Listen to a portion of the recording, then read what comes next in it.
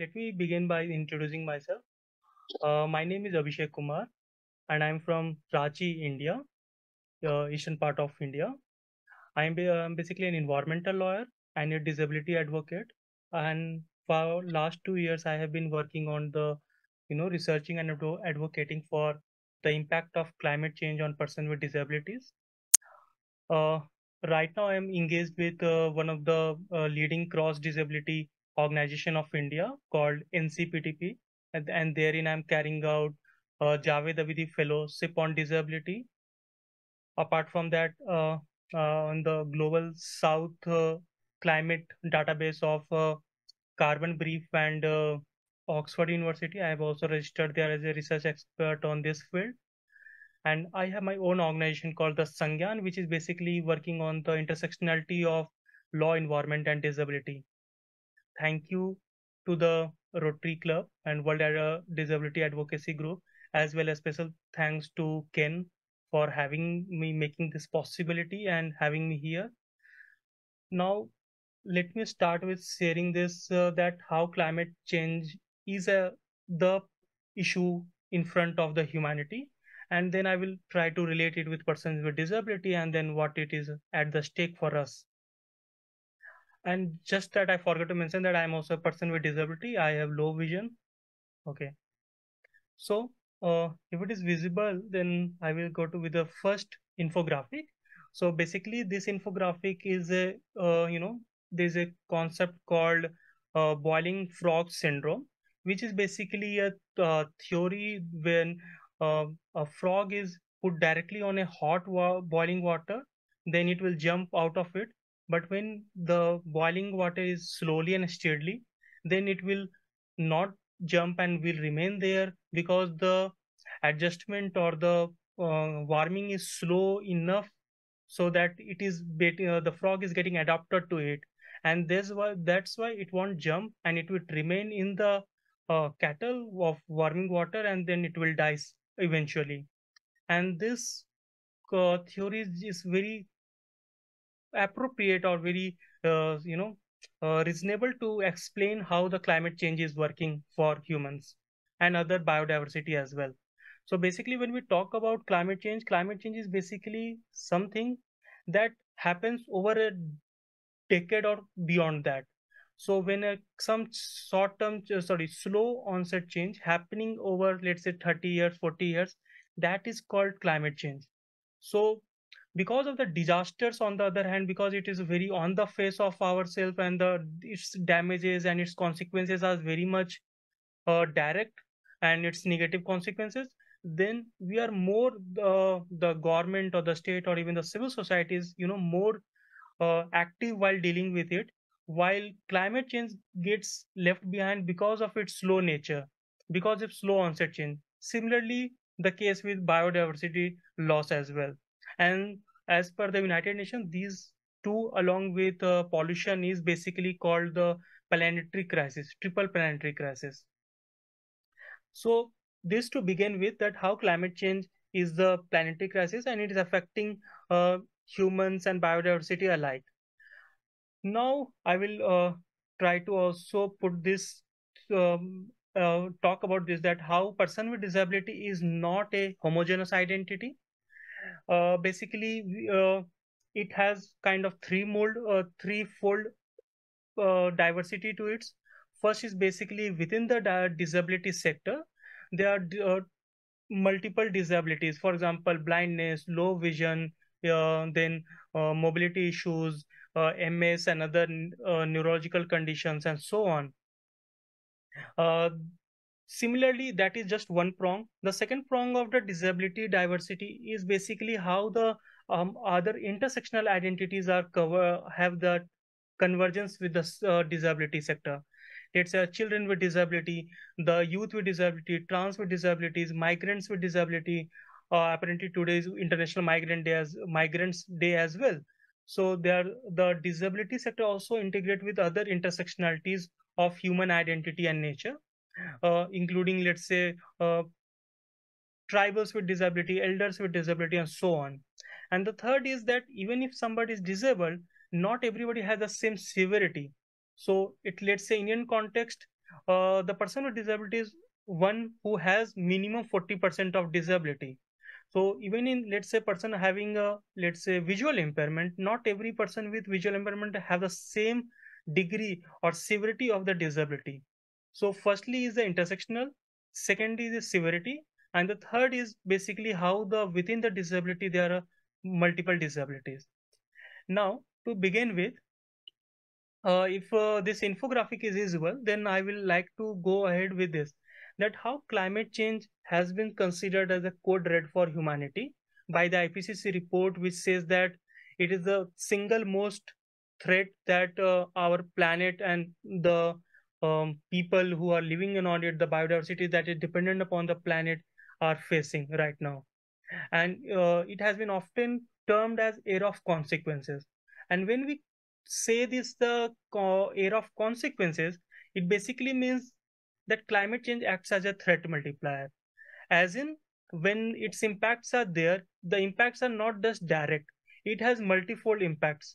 So in the, just like how there's a first order impact which is basically immediate impacts, there's second order impact which is basically short term impacts, there are third order impacts which are basically mid-term impacts, and there are fourth order impacts which are long term impacts. So climate change is one of that planetary crisis which has all the four impacts on the humans as well as the other forms of biodiversity and ecosystems. But now coming to the topic and how, with respect to climate change and in the intersectionality of climate change and disability works. So firstly, that we know and we understand that how climate change have a impact on every human being and biodiversity and so on.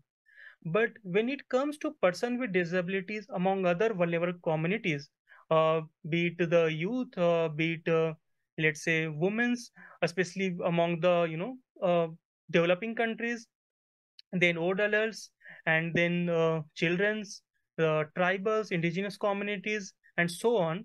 It is not just impact, it is a disproportionate impact. And that disproportionate impact comes from three factors, which is basically heightened vulnerability. And heightened vulnerability is because of three factors. Firstly, greater exposure.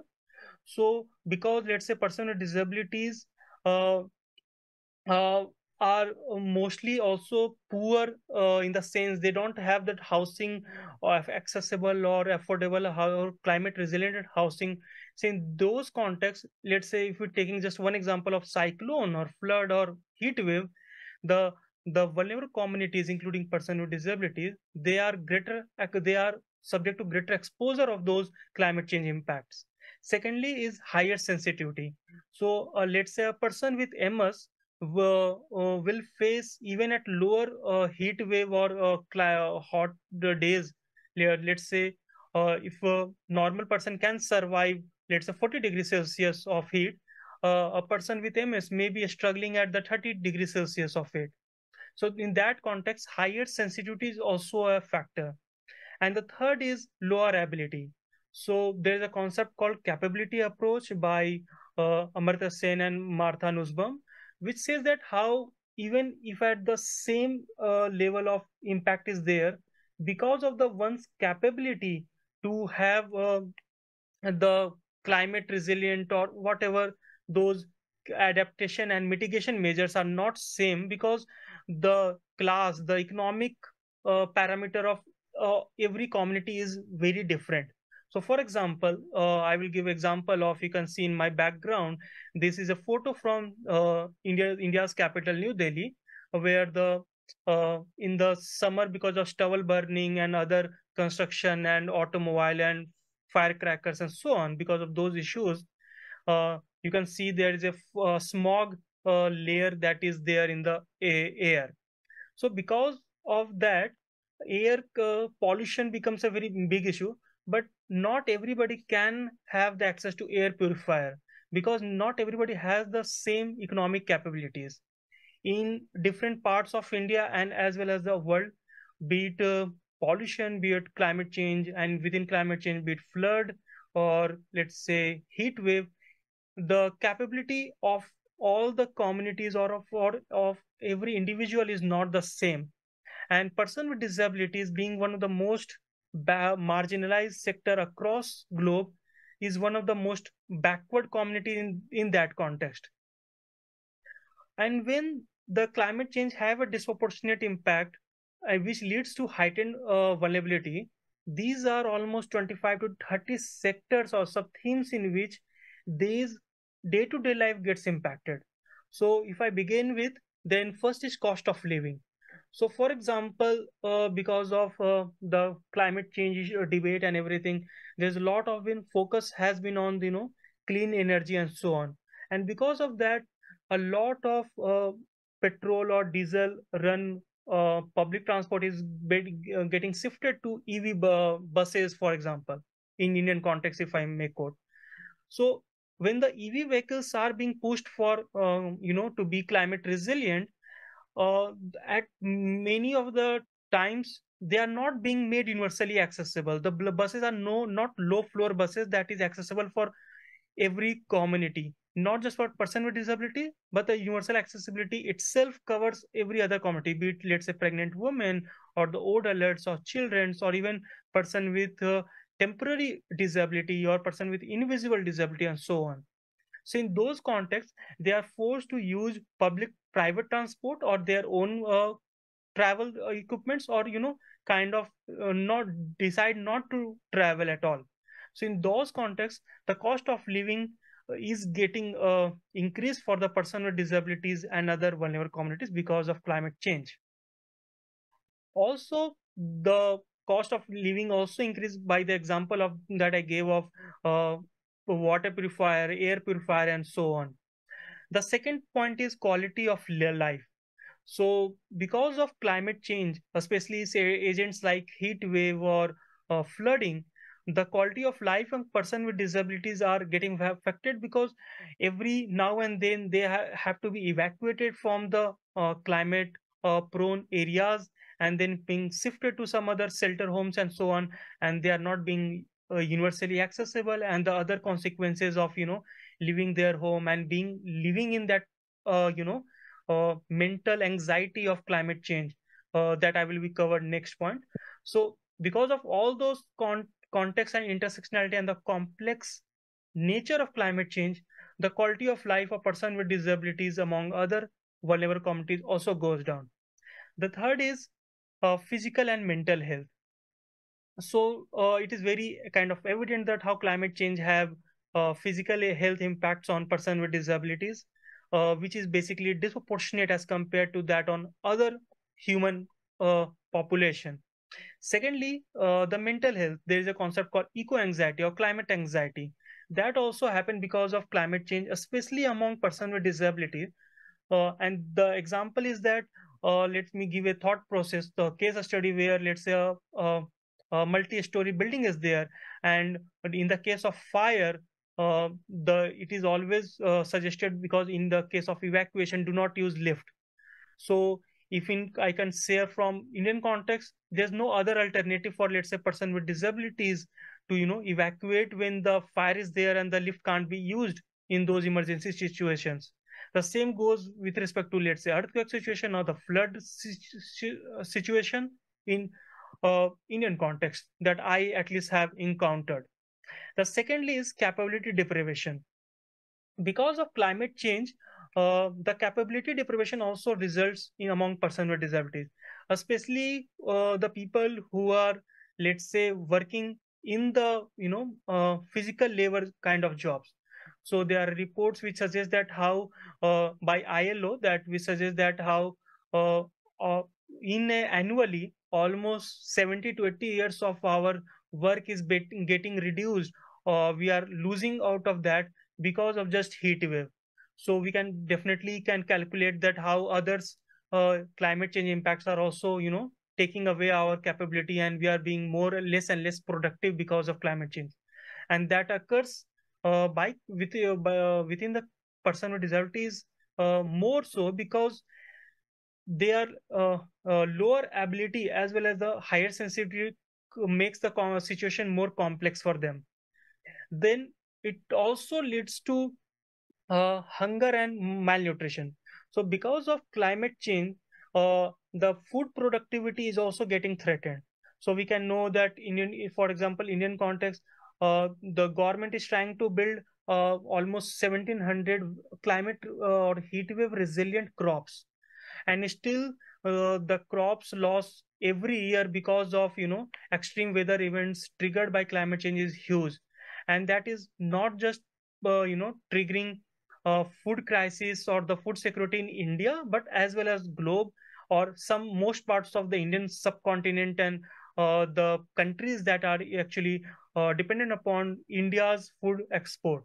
So in those contexts, not just India, even let's say the other countries which are major food exporters, let's be it for example China or Indonesia, they're also getting affected by climate change. And because of that, inflation happens, and this chain reaction then triggers that how person with disabilities are further marginalized.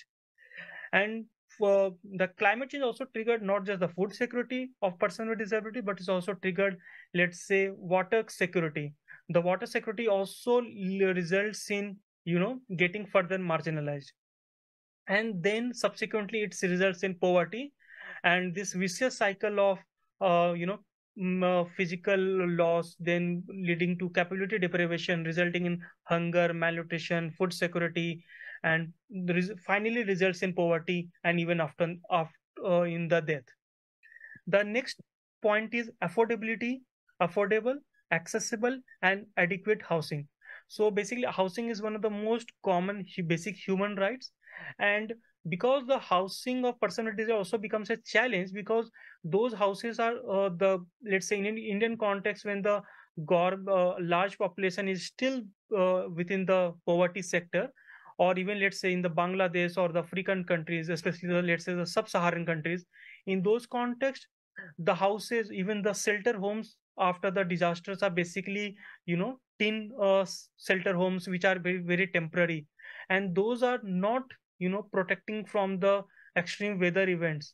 Let's say the houses are not climate resilient enough, and that's why let's say the impact of heat wave is much more. So there is a study by National Geographic which says that every year we are losing 50 hours of our good sleep because of just heat wave. Similarly, there's a study by Times magazine which says that how because of not using of vernacular architecture in every country, for example, India has its own vernacular architecture depending upon the geography that you are living in.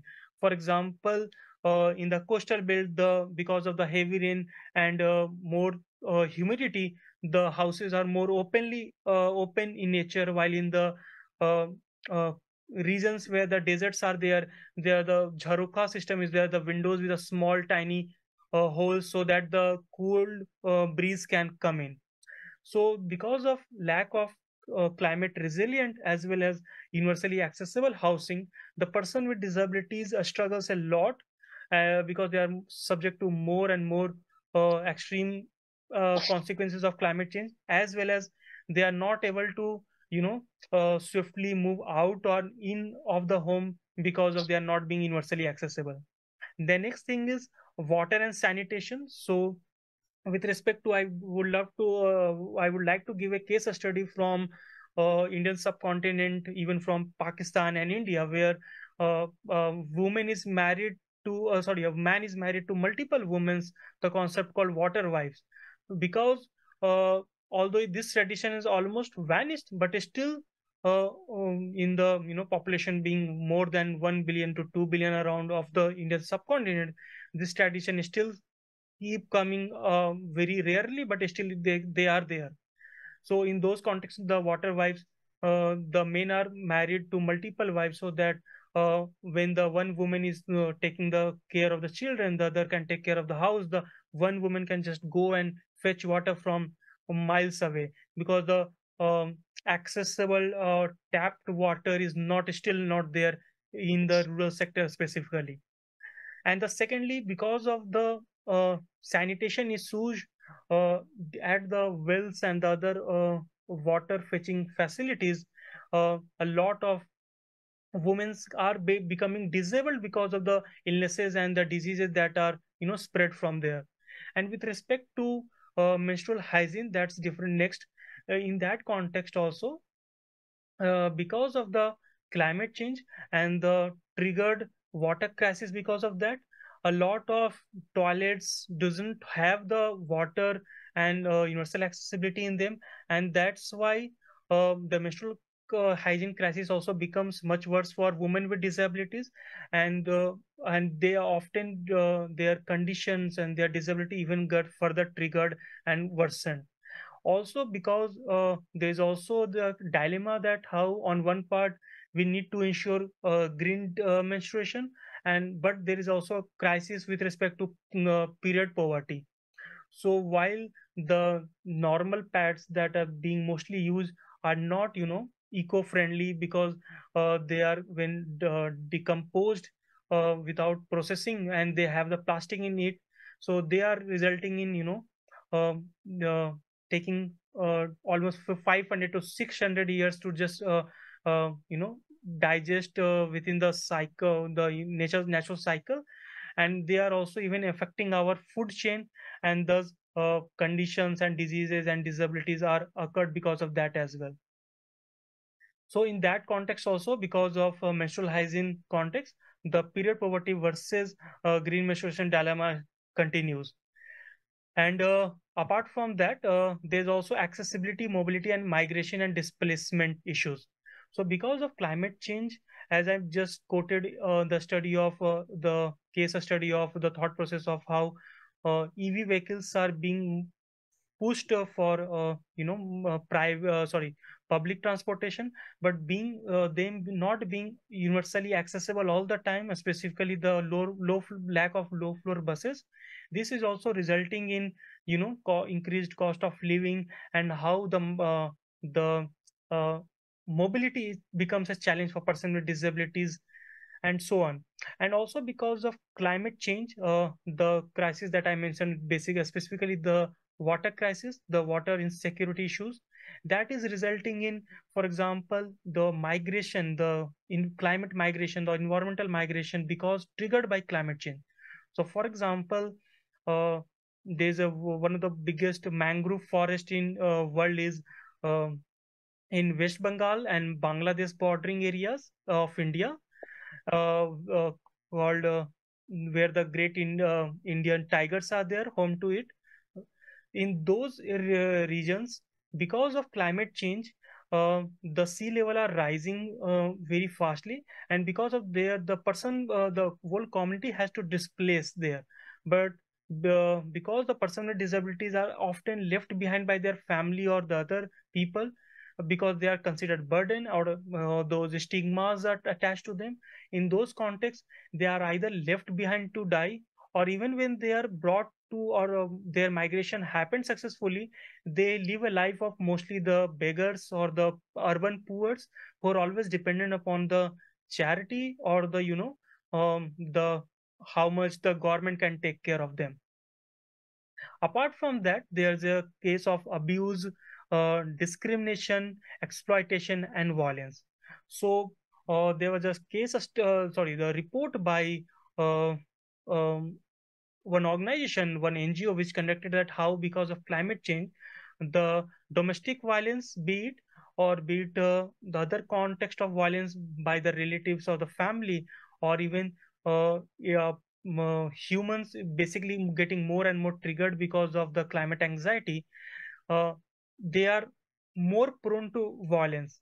Even with respect to, I would like to quote a case study from Pakistan, where last year when uh, the flood came, and because of, after those areas, minorities women's were being taken sexually harassed while in exchange of food rations for the emergency purposes. And this is not just isolated case study from, let's say, one Pakistan or India. These have case studies from across the world, especially the countries with the third world countries, not economically developed. The other care is the concept that resulting because of climate change with respect to person with disabilities, it is a disability adjusted life years. So because of climate change, the Delhi's disability adjusted life years also get triggered, and because of it, the quality of life the person with disabilities are living is getting, much and much worse. And it is not just about disability, but it also the how much time they are living with disability, and what are the impacts on their day-to-day life on their disability. They will lose their political or their representation because they are dependent upon others. And in those contexts, they are often being subject to being taken for granted by their family members, or let's say relatives, or even the larger civil society. The next point is ecoableism. As I stated, in the case of let's say menstrual hygiene, in the other context also, like say I remember a case study from US when they banned the single-use plastic, or even 2022 last year when India banned single-use plastics. Some of the people, a person with disability who has the gripping issues, for them the single-use plastic in the context of let's say straws, the straw for using drinking some water or some other liquid food items, it becomes very challenging. So those things, when we are deciding to, let's say, take the climate responses, or mitigating or adapting actions, we need to ensure that the person with disabilities are not left behind in those contexts. We also, while ensuring that it is climate resilient, it must also be disability inclusive at the same time. The last 2 point is basically loss and damages. So last year when COP, loss and damages was one of the huge uh, theme during the COP 27 in Egypt, and also in COP 28 in UAE. One of the most least talked about subject is loss and damages of person with disabilities and their basically assistive devices and technology. So because of climate change, the slow onset as well as its induced uh, fast onset disasters, a lot of person with disability, they lose their document, they lose their assistive devices, they lose their assistive technologies like let's say uh, wheelchair, other medical helps. I have a case study from India where, because of heightened uh, unseasonal rainfall triggered by climate change, a woman, young woman with disability who is living with MS, multiple sclerosis, she needs to take weekly doses of injection. And because her place was all surrounded by unseasonal rainfall, she could not take that injection, as she could not had the access to the medical shop, and because of that, her health becomes worsened. Also, because with respect to loss and damage, I need to take another case study of a woman with disabilities from coastal part of India living with condition called IIH, a rare neurological condition where the brain pressure get triggered because of cyclones and unseasonal rainfall and so on. So in those context, uh, the disease, sorry, the to cater to her needs, she needs emergency drugs and medical equipments.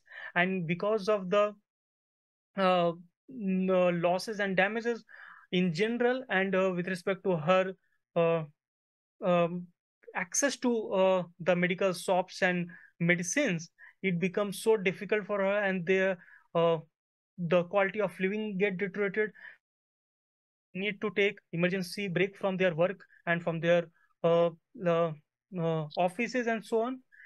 And so in those contexts, the losses and damages also triggers by climate change have a disproportionate impact on climate person with disabilities. And the last point is disaster risk reduction.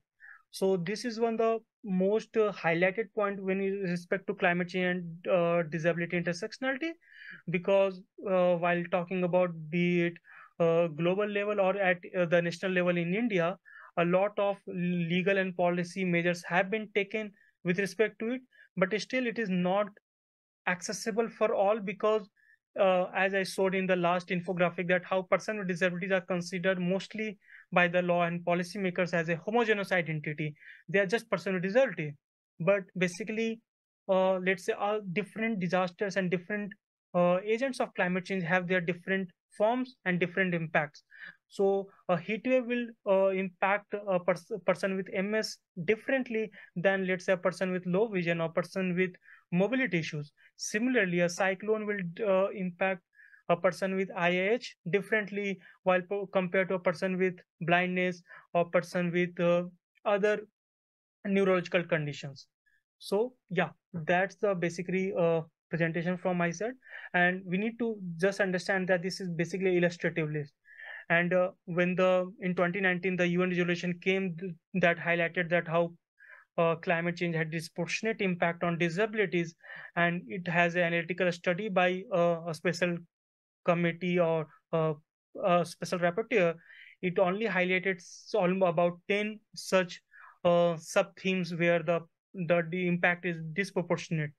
We are still researching and have come to this 25 to 30 areas where the impact is disproportionate, but it is still growing. And as the time grows, the research and our advocacy is furthering, we will come to more and more such list, such and more areas into the list. Thank you. Wow. Thank you. You've given us a lot to think about here. There's many different areas that need to be addressed here. And I wonder if anybody has any questions.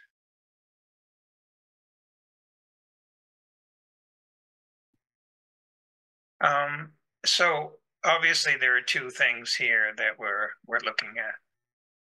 And one is climate change itself, which is a whole subject among itself, but equally important is what you have addressed here. And that is the concerns with people with disabilities and how it's impacting them in many different ways. And you address the fact also that, the government has tried to do some things, but basically ineffective what they've done. I'm wondering, with this research, are you working with some groups to try to have an impact on the concerns of people with disabilities? And what is being done in that area? Yeah. So basically, I'm working with multiple organizations in India as well as working, let's say, to begin with, I have been engaging with the organization, the Cross Disability National Level organization called NCPDP, national level. Apart from that, the policy institution of Government of India, the Niti Aayog, I am engaging with them also. Apart from that, with respect to non-governmental organization, I have been definitely regularly working with in UN India as well as the UN Women, wherein we have been advocating how the disability they have this UNDIS, UN Disability Inclusive Strategy. So in that also we are working to bring the disability inclusion with respect to climate change and disaster risk reduction as well. Apart from that, uh, in last 1 year we have been working with UNCRPD team, which they are also coming with general comments on Article 11, because Article 11 talks about disaster and humanitarian crisis, including conflicts like going in Europe or Middle East, but they don't even recognizes that how climate change also is one such crisis. So in that context, the general comment recommendation to the general comment has been suggested, and they are in the process of coming with that and adaptation of that. Similarly, the UNCRC Child Rights Commission, I have been also working with them, and we are the in this context the general comment is fine is published, and I'm happy to share that they have included my points in the general comments, and they have incorporated the person with disabilities within the child rights uh, UN convention and so on. The legal framework, not the convention, because the convention is very old, but yeah, the general comment now takes account the concerns of person with disability as well. Even with respect to G20 India last year, this before the 1st of December, that was India was hosting. Even in there, uh, within the GED, Gender Equality and Disability Committee, the DRR Committee, Disaster Risk Reduction, as well as the inaugural DEJ Committee, Disability, Equity and Justice. So with all those civil society C20 bodies, we advocated, and in the outcome documents, the climate change has been recognized as one of the major concerns when it comes to person with disabilities. And even the outcome document of G20 DRR working group, they have also recognized that how uh, disability disaggregated data needs to be there, and they are, now the Brazil is the chair and they are taking it further. So, even with respect to Indian context, I've been also advocating for national mission on climate change disabilities, because largely of our focus is basically on the ecosystems, like protecting. Like we have a national mission in India, and they protect almost 8 different sorts of ecosystems, be it regarding agriculture or be it regarding mountains or the coastal belt and so on. But there's a need to focus also on vulnerable population, and it is not just about person with disabilities, but also, let's say, children's and old adults, as I already mentioned. So yeah, these are the basic things that I'm trying to proceed with right now. God bless you for what you're doing. And certainly this subject needs to be addressed a lot more, and you and I probably should talk. And Mark has his hand up. Mark? Yeah, I've got a friend who's based in Dublin, in Ireland. Since 2006, he's set up 12 schools in India for underprivileged children, especially for aiming towards female women who are not getting education. And the schools have got something about 1,000 children in each school. The school that I've personally funded to build in Indonesia, there we focus quite a bit on climate change and the environment, and we've left all the coconut trees, the banana plants, and all the vegetation and everything on the land that we bought. And we take the kids down to the beach and pick up plastic. And we've got a little machine there that we make different materials that the kids can sell. But we don't melt the plastic to a point where it starts giving off any toxic fumes. It's just makes it pliable, but not to a high level. But I'm just curious to know what you do in schools in India. Are you focusing on that to try and get the youngsters involved, because they are our future? Sadly, I think a lot of us are maybe not so much connected to it as they will be, and yeah, I feel that they have to be. So it's just curious to know what he does in India with the schools. Are you engaging with the children in the schools? Indeed. Yeah, thank you for so much for that comment. Basically, of course, I'm engaging with all the other stakeholder as well, even at the basically, because the discussion and Indian context is very superficial level or the beginning level. So in those contexts, I'm trying to build the narrative first, and how this discussion creeps in both the climate change sector as well as the disability sector. Because 2 or 3 years down the line, when I started this researching and advocating for this, there was hardly any conversation around this. So my first focus was to build start a conversation. And I'm like happy to share that, let's say, we have an international purple festival by the government of India and other state governments, and they are this year, when they are having this uh, disability inclusive festival, one of the theme of there is climate change and disaster management. As uh, Meenakshi ma'am also mentioned that we will be sharing, engaging with the larger audience there as well. Apart from that, at the local level, I am constantly engaging with the disability NGO related NGOs and organizations, as well as the local schools and colleges. Then giving some holding some webinars and regular webinars for local level as well as national level. Apart from that, writing research blogs, and so even the having some foot in the academic sector as well. And apart from that, also covering the lived experiences of person with disability from across different states of India, as well as person with different disabilities, so that I cover the lived experiences from all across India. And so yeah, that's basically as it.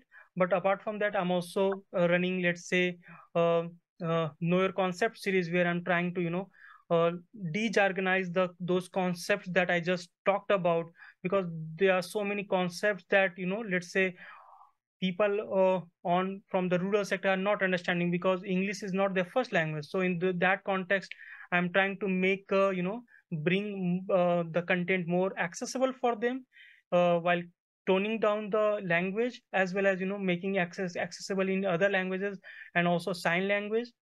Apart from that, I'm also collaborating with other groups. Let's say, for example, I have professionals and public policy researchers and an architect.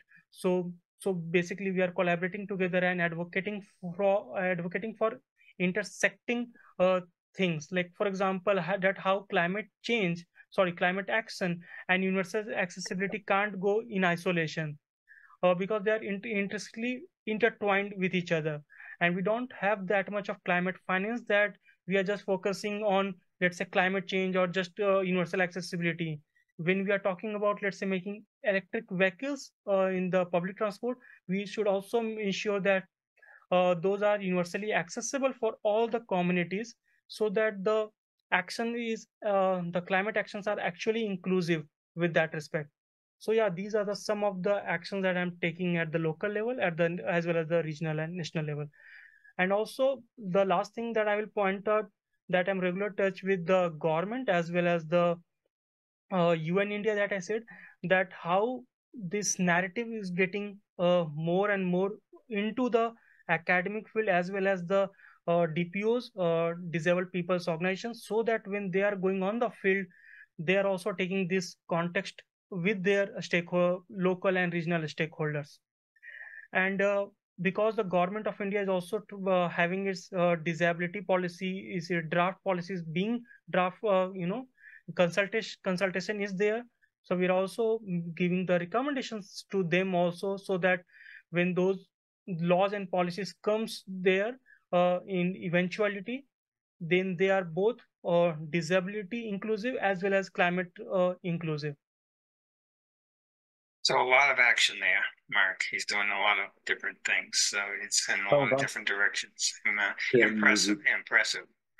And there's a question in the chat. Okay. Can you read it, John? Yep, it's from Alna Evans. She says, I've got poor reception, but I'd like to ask Kumar to point to us just how critical is climate change to persons with disabilities based on his research, and how can they get involved in the discussions? Okay, and then after that, we'll turn to Mina, who has her hand up too. Yes, the answer to the question is? Yeah, so basically, coming to the second part of the question first, that how person with disabilities can get involved. So as I mentioned there, that in 2019, the first UN resolution came regarding how climate change disproportionately impact person with disability. So even at the international level, this discourse is very new and fresh. And while talking to Indian context, apart from the disability inclusive disaster risk reduction, the guidelines came in Indian context in 2019, and the law of 2016, the RPWD Act, the national legislation with respect to climate change, was in 2016. That also took context of disasters, but not climate change. So in those contexts, firstly, the person with disability need to begin the conversation where every place they are getting recognition. Because I would like to quote another study, a study by, if I'm not wrong, the Science Direct, which has stated that out of 190 countries, almost 35 to just 40 countries in their commitment to Paris Agreement, the NDCs, the nationally the contribution, the determined contributions, out of 190 countries, almost 35 to 40 countries only even mention the word person with disability. So most of the countries of the across the world doesn't even mentions person with disability as a key stakeholder and so on. Even though the preamble of the Paris Agreement that did mention that, yeah, person with disabilities get disproportionately impacted. Similarly, the outcome document of the first stake stake take out of the UAE COP28, it also mentions person with disabilities in its preamble and one of its paragraph when it's come to losses and damages, but it doesn't have a holistic you know perspective when it sees that it is not just about losses and damages and about physical health, but it is of be with respect to employment also, it is with respect to our day to life cost of living also, it is about quality of living also, it is about adjusted life years also, it is about, let's say, violence and displacement and so on. So in that context, getting recognition and mention is the first challenge that we are going to deal with. Apart from, as on the occasion of International Day of Person with Disabilities, I wrote an article for UNICEF's Voice for Youth, and in there I made this point that how it has to be disability-led climate action. And why I say this is because disabilities are the kind of bedrock of diversity, because within disability also there are so many diversity that we can understand the approach of every other sorry, the need for every other community very well. So as in the second infographic, I showed that how there are youth with disabilities, there are children with disability, there are women with disability, and so on, and the degree also change. So it's very comes very natural to person with disability that they will understand the specific requirements of every other communities across the world. And in that context, I feel the person with disability first needs to get integrated within the climate action process, and then with the simultaneously had to lead the climate action process. Good, thank you. And Amina? Just coming back from the COP and meeting Rotarians who are making a difference in the field of disability, is like we had one person from Mauritius who is a Rotarian from Port-au-Prince club, who was the forefront for disability from the side of the Commonwealth, where they placed their preamble for the Commonwealth, because for climate change, as Abhishek was saying, the words are still not there. And among a lot of Rotarians, the first question asked of me when I'm in a wheelchair is polio. It stops at polio for a lot of Rotarians, what a disability is. And unless it is visible, most Rotarians don't want to know about it. That's where we are. Thank you. Yeah, thank you so much, ma'am. I would like to just add one point to that how within the disability also they are not just Indian context. If I say there's 21 recognized disabilities, but there are other in unrecognized disabilities, chronic illnesses. Then within the recognized disability also there are so many. Let's say MS is one of the example where it is a invisible disability. So while talking about disability and climate change intersectionality, we also need to take the lived experiences and evidences that they are around the invisible disabilities also.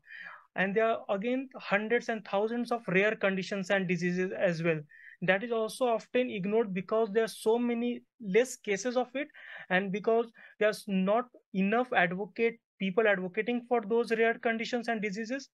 So these conditions should also be integrated within our advocacy.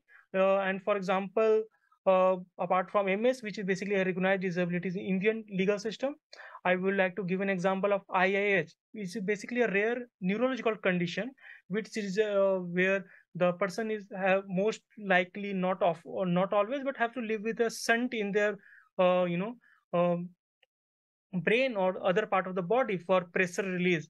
And such conditions are such persons with living with such conditions are greatly impacted by diverse climate change impacts, especially with respect to, let's say, water related disasters, for example cyclones or floods and unseasonal rainfall.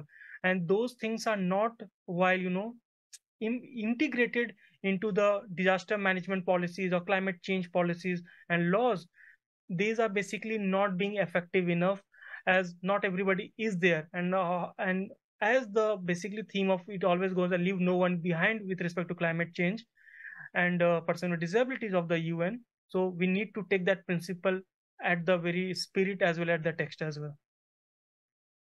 Very good. Thank you. Thank you so much. We are going to continue this discussion, particularly with you. We do have a disaster group that is tackling that, and I know you post often on that group. And we will be moving forward with that group in the new year. So thank you. And thank you for everybody who is listened to this. We've brought a lot of awareness in this hour that we've been here. We need to think about actions as we already have looked at some, but I think we have to look at global actions to come out of this. So much appreciated. Much welcome to our new members. And we wish you all happy holidays and a happy new year. And we have one final activity as the club for this year, and that is tomorrow, a live event on Facebook, LinkedIn, and Twitter, X. And that will be discussion on mental health. So you can find us on Facebook if you look up our page. That's where we're going to be broadcasting. Okay, thank you all. We will continue this discussion. This is just the beginning, and we'll be in touch. Have a good rest of your day and a good week. Thank you. Thank you, everyone. Thank you.